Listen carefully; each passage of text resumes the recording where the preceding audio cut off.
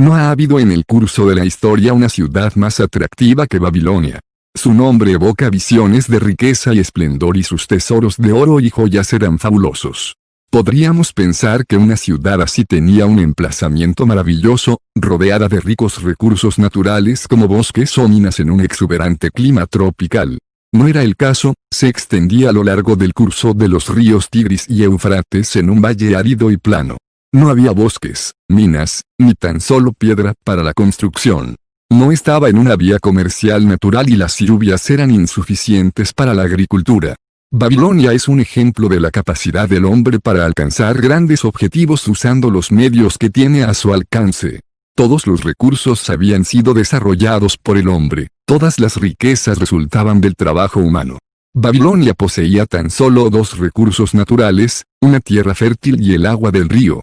Gracias a una de las más grandes realizaciones técnicas de todos los tiempos, los ingenieros babilonios desviaron las aguas del río mediante diques e inmensos canales de irrigación. Los canales atravesaban todos los parajes del árido valle para llevar agua al fértil suelo. Estas obras constituyen uno de los primeros trabajos de ingeniería de la historia y el sistema de regadío permitió que las cosechas fueran más abundantes de lo que lo habían sido nunca. Afortunadamente, Babilonia fue gobernada durante su larga existencia por sucesivas líneas de reyes que solo se dedicaron ocasionalmente a las conquistas y los saqueos.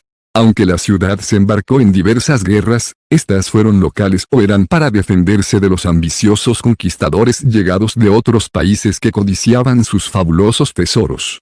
Los extraordinarios dirigentes de Babilonia pasaron a la historia a causa de su sabiduría, audacia y justicia. Babilonia no dio orgullosas monarquías que querían conquistar el mundo conocido y forzar a las naciones a someterse.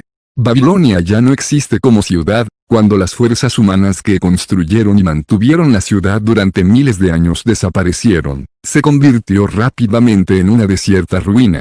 Estaba situada en Asia, a unos 1000 kilómetros del Canal de Suez, justo al norte del Golfo Pérsico.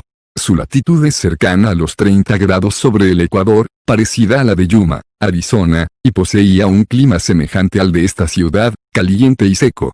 El valle del Éufrates, en otro tiempo populosa región agrícola, es hoy una llanura árida barrida por el viento. Las escasas hierbas y los arbustos del desierto luchan contra la arena llevada por el viento. Los fértiles campos, las grandes ciudades y las largas caravanas de los ricos comerciantes ya no existen. Las tribus árabes nómadas son los únicos habitantes del valle desde la era cristiana y subsisten gracias a sus pequeños rebaños.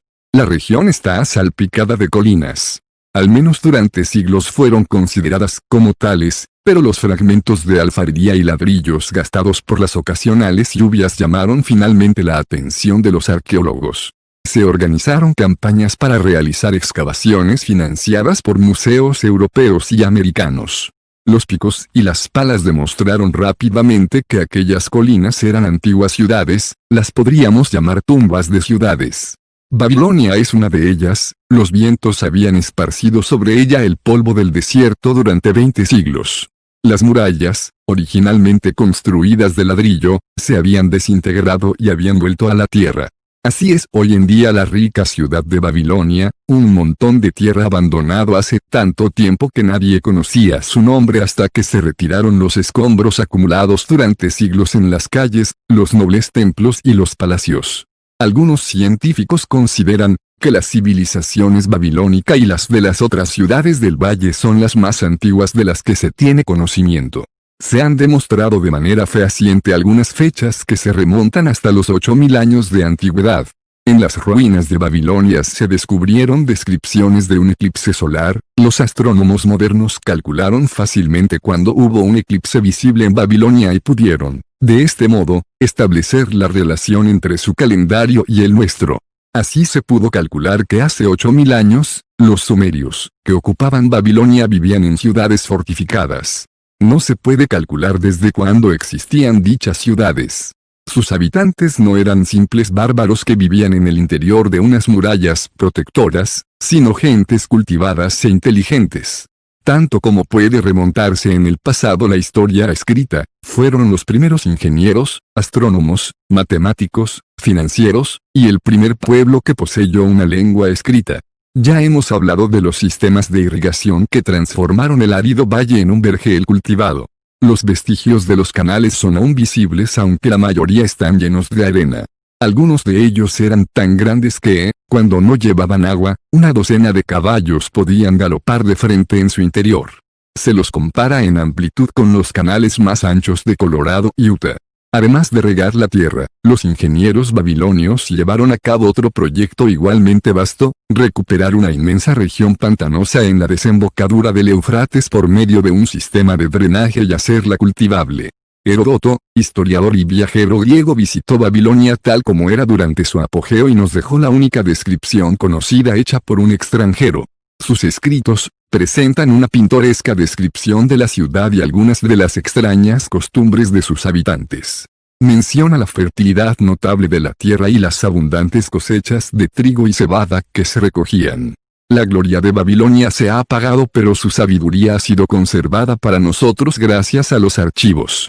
En aquellos lejanos tiempos, el papel no había sido todavía inventado, y en su lugar, la gente grababa laboriosamente sus escritos en tablillas de arcilla húmeda. Cuando las acababan, las cosían y quedaban duras. Medían aproximadamente 6 por 8 pulgadas y el espesor era de 1 pulgada. Utilizaban estas tablillas de barro, como se les llama comúnmente, como nosotros las modernas formas de escritura. Se grababan leyendas, poesía, historia, transcripciones de decretos reales, leyes del país, títulos de propiedad, billetes e incluso cartas que eran enviadas mediante mensajeros hacia ciudades lejanas. Gracias a estas tablillas hemos podido conocer asuntos íntimos de la gente. Una tablilla que seguramente provenía de los archivos del almacenero del país cuenta, por ejemplo, que un cliente llevó una vaca y la cambió por 7 sacos de trigo, 3 entregados en el mismo momento y los otros 4 a conveniencia del cliente. Los arqueólogos recuperaron bibliotecas enteras de estas tablillas, cientos de miles de ellas, protegidas por los escombros de las ciudades. Las inmensas murallas que rodeaban la ciudad constituían una de las extraordinarias maravillas de Babilonia. Los antiguos las consideraron comparables a las pirámides de Egipto y las situaron entre las 7 maravillas del mundo. El mérito de la construcción de las primeras murallas es atribuible a la reina Semiramis, pero los arqueólogos modernos no han podido encontrar vestigios de estas primeras construcciones, ni establecer su altura exacta.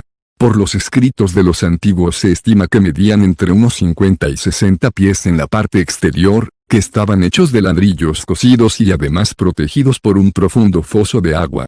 Las murallas más recientes y célebres fueron construidas unos 600 años antes de Cristo por el rey Nabopolassar, quien proyectó una construcción tan colosal que no pudo vivir para ver el final de las obras. Fue su hijo Nabucodonosor, cuyo nombre aparece en la Biblia, quien las terminó. La altura y la longitud de estas murallas más recientes nos dejan atónitos. Una autoridad digna de confianza informó que debieron de tener alrededor de 52 metros, es decir, la altura de un edificio moderno de 15 plantas. Se estima que la longitud total era de entre 15 y 17 kilómetros y la anchura era tal, que en su parte superior podía correr un carro tirado por 6 caballos. No queda prácticamente nada de esta formidable estructura excepto una parte de los cimientos y el foso.